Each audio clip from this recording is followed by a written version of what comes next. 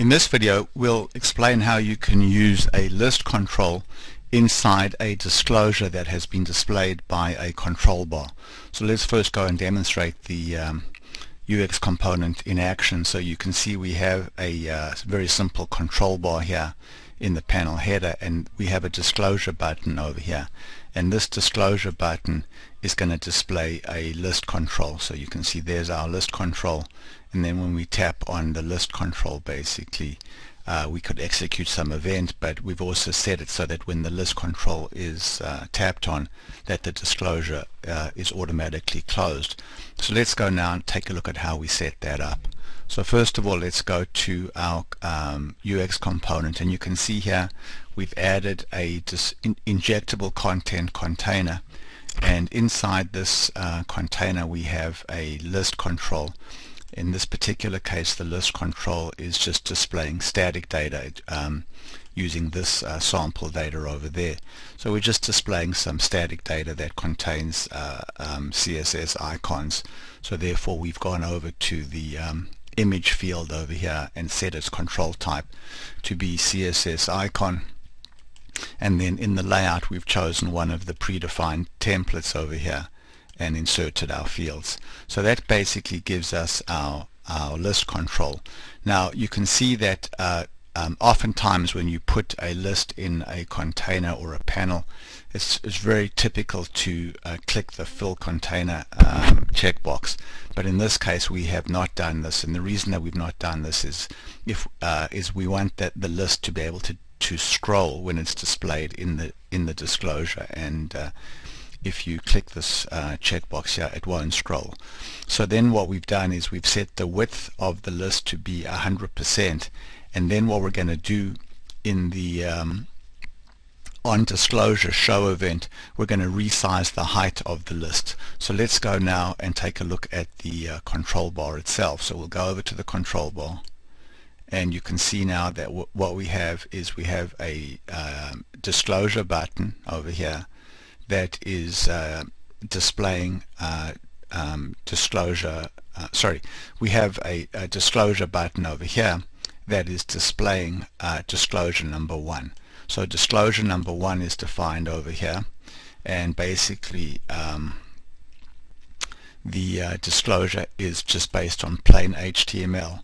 And when we define the HTML over here, we could put any HTML that we want in this disclosure, but we've specifically said that we want to inject the content of the injectable container. So we went over here, clicked this button, selected injectable 1, and that basically inserted this HTML over here, this placeholder that's going to basically go and fetch the content of injectable 1 at runtime.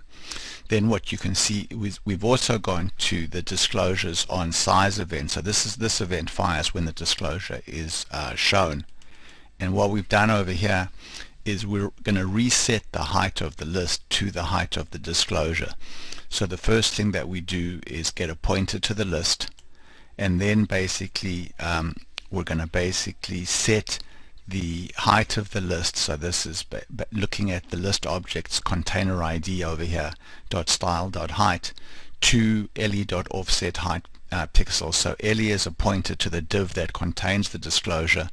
So le.offset height is the property that specifies the height of the container, and that height is in pixels. So here we go and we set the height of the list to the same height as the height of the disclosure, and then we resize the list. So now you can see when we go now and when we run the component that the list basically is the height of the list has been set to the height of the disclosure. Now there's also some additional options that we've chosen, so let's pause now and pick this up in the next video. So we're continuing now with a video on using a list control in a control bar disclosures content. So the next thing I'd like to point out is that when we click on a row in the list, the disclosure is closed.